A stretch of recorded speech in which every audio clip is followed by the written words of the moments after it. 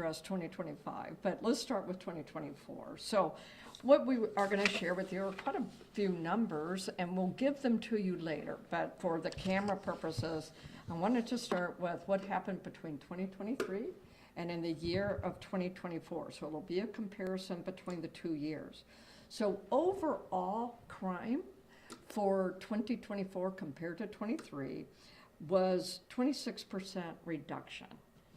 When we get into the specifics, crimes against persons, all crimes against persons, that was a 20% reduction, but more specifically, murders and homicides. We did indeed end the year through 31st of December with 35% decrease in murders.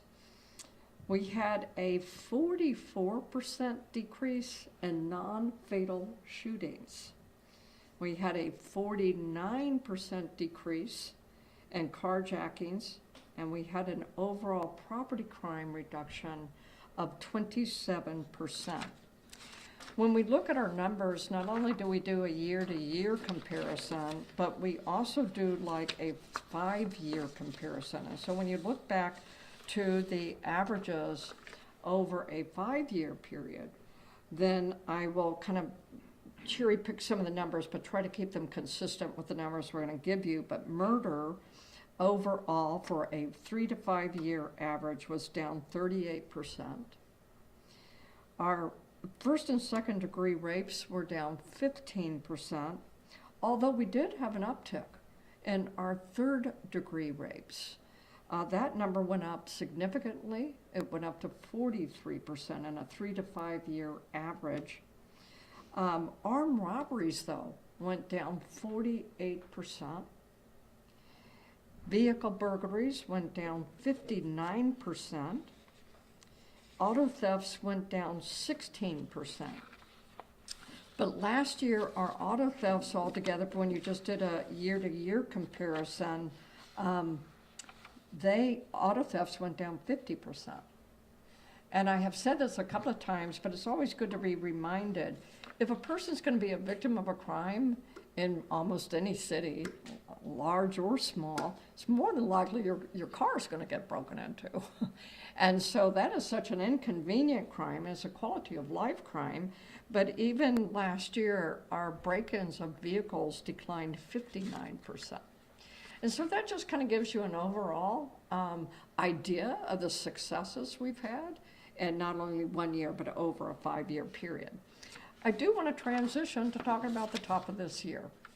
And with all due respect about the tragedy of a terrorist attack, the likelihood of a terrorist attack in any city is a very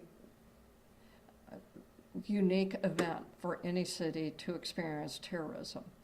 And so when you have victims that have been the subject of death, in this case by blunt trauma, they were hit by a car, that is a unique category. And it will always be a separate category when we look at crimes or violence, murder. Murder in our city is typically by gunfire, as you know. So where we stand today from January 1, excuse me, let me get that paper right in front of me.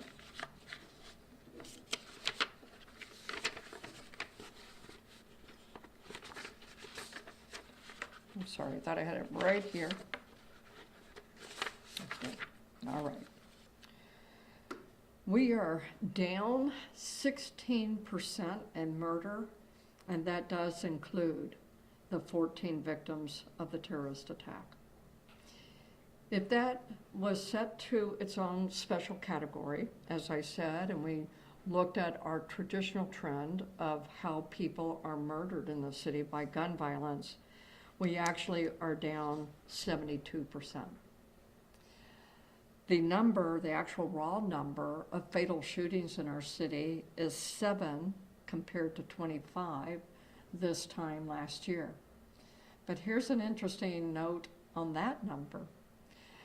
3 of those murders were from felonious acts last year, but the person died in 2025. So there have been 4 murders in this city by gunfire, or other than the terrorist victims, for 2025. So overall, a 72% reduction. Excuse me, overall, it's a 16% reduction, and then a 72% reduction on murder by gun violence. Non-fatal shootings, these are the category of people who actually were shot but did not die. So far this year is a 44% reduction. Our armed robberies so far this year are down 38%. And our carjackings are also down 63%. So for this year, we've also started off in a record year. We are, will always be mindful that every number we give you, there is someone who is grieving, someone who has lost a life or been the subject of a major crime in their lives. But do you have any questions? We wanted to share these numbers. It is an overall good story. The city is moving in the right direction.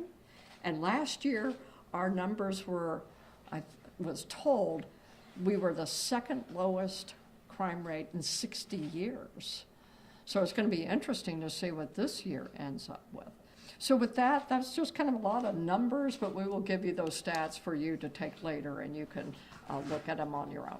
Questions for you? Start with you, Travis. Yeah. So you still have a historically or around a historically low amount of officers at 900. Yeah. How much has Troop NOLA and the fact that the DA looks to be accepting and prosecuting more cases play into that equation of what you Well, said? Troop NOLA is fantastic as far as we're concerned. We actually have a very good working relationship. We get along well. I commend the colonel for selecting New Orleans people who were in the state police, who were chosen for the most part to come here. They understood the culture, they understand what we're all about, and so they have actually been fantastic partners. And yes, they're a force multiplier because we are so low staffed, and so they've helped supplement this team, and it has made a difference. There's no doubt about that. They have their own stats as well that they can share with you that they are, done here in their enforcement work in the city. And then as far as the DA office, absolutely has been a good partner as well. Jason Williams and his team and his staff of attorneys have taken a lot of cases and prosecuted. And so it's a system. And we talk about the system all together, but we can arrest people, but it doesn't matter if the system's not working. And so that system also includes opportunities for people to break out of lifestyles of violence. And that's something that we don't talk about very much, but there are options for people to break from that lifestyle if they choose to. Yeah. Missy? Oh, yes. Missy. Congrats, Chief and NOPD, on these wonderful numbers. I have a question about the 3 to 5 year averages. Does that mean that some of those figures are a 3-year average and some are a 5 average? You know, I will tell you this. We're going to let you talk with Jessica Nissad. She is our statistician on these things, and I'm just reading 3 to 5 year. Okay. And she would be able to give you how that's calculated. So, Okay. but it's a great question for her, okay? Okay, Yeah. thank you. Gina? Around the time of the terror attack, unfortunately, there was a lot of outside noise calling for your resignation. Yes. Do you feel like these numbers kind of speak for themselves and hopefully give those folks their answer? I think that calling for my resignation is a normal reaction versus a response. A reaction is one where you just knee jerk, right? And it's normal that when you are in a situation where there's a great deal of trauma and upsetness, a reaction is to call for the firing or the resignation of the leader in charge. I understand that, but I'm a person who responds and not going to react. And so a knee-jerk reaction on my part could have been fine. But I am mature, and I know what I'm doing. And that's why I wanted to be perfectly clear. I'm not resigning.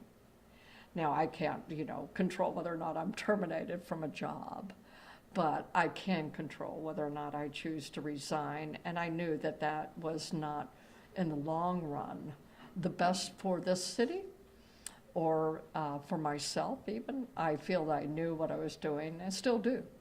And yes, numbers do show, but it's my city's decision, not a national news talk show host, okay? What saddened me about it is I have an elderly father who was in intensive care, and I went to go see him, and he was hurt by that. And I said, Dad, just change the channel, right? But I'm sometimes more troubled for my loved ones who are more troubled by that type of thing than I am. But I will work for this city as long as the city will have me. Jambalaya. Good afternoon, Chief. I don't know if you're going to be able to answer this question today, but in our community, this is a question that's very important. And the question is, are there any initiatives in place to ensure that marginalized communities, such as the Latino community, feel safe and supported when reporting crimes, particularly in overcoming barriers like language or fears of deportation or just feeling ignored in general? I have met with much of the community that the Asian and Latino community, and I understand the fears. And so I would like to share a message with the community that would be your audience particularly, which is I am only concerned about your safety, that you are not a victim, and that you can come to any police officer and report anything to us about crime, and we're only interested in making sure that you are not victimized. And that's the only thing we're interested in. So there are safeguards in place, but your safety is number one to me. I don't care about anyone's background as much as I care about you as a person. Anyone else? Foxy. I don't know if WWL has a question first before we... He said he sure. No, oh, Yeah. cool. All right, so with the crime stats Yeah. trending in the right direction, do you feel like this may encourage people to want to visit the city more, especially with Mardi Gras, and of course security is top Sure. of mind? If you'd be able to touch a little bit on just what the department's doing to make sure that everyone stays safe. So Chris, that's a great question, because I literally, I was late coming here because I was meeting with some conventioners. And convention business is a big business. We are a tourist city. And conventions bring in thousands of people, as you well know. And the safety of any city, I have said this even in my interview processes, I have as much to do with economic development in this city than anybody else. Because if you are safe and you feel like you're safe, you're going to want to come.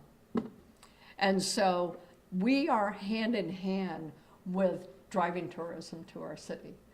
And so those numbers do represent that we're getting safer and safer and safer. And I was just with a convention group who's trying to decide, do they want to come to New Orleans? And I believe that the stats do indicate, and the reality and what they can see with their own eyes, that they know that New Orleans is a fantastic place, a safe place that you can come to.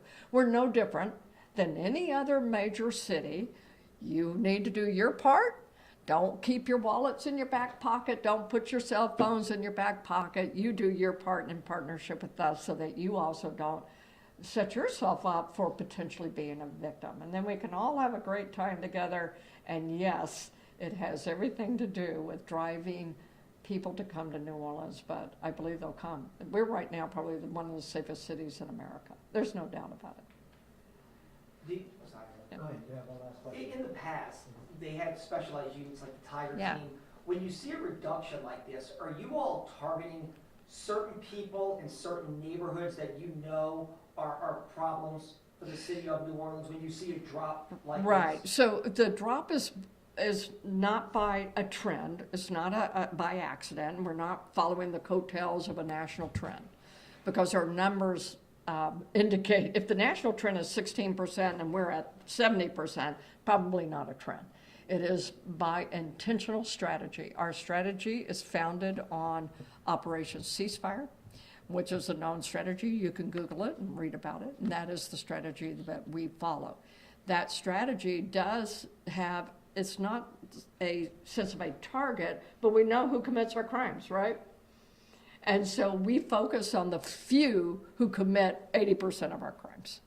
And so when you can focus on that, and that's where it comes back under the Operation Ceasefire model, there is an option to break the cycle when you operate that model. The model is designed to also give people a way out. So, but if you choose to continue to do harm, your other option, and I will practice this option, we will take enforcement action against you. And the prosecutor is now taking these cases, the judges are holding you accountable. You choose to violate, you can spend your time in jail or prison, it's just fine, but I would prefer to give you an option to get out. And that's what that model is based on, okay? All right, thank y'all. Chief, real quick, Yeah. I know you may not have an update on this, but do you have a message for the family members whose fallen officers' names are listed at Sergo Plaza? So Joy, as we. Oh, yeah, I'm just gonna address that real Okay. quickly. What I will tell you is that we have definitely been in conversation about that since the decision was made that we would move from that, from the old headquarters. And what we're talking about is the memorial wall of our fallen officers. Absolutely, we are going to honor bringing that memorial to a new location. And so some of the family members I know have talked with us, and we want to make it very, very nice, but we're not going to leave the memorial out there. If they're going to come with us, we will always honor our fallen. So thanks for bringing that up. And y'all, thank you for letting me be late with you today. We'll see Thank you y'all. at Hops and Cops later. All right, thanks.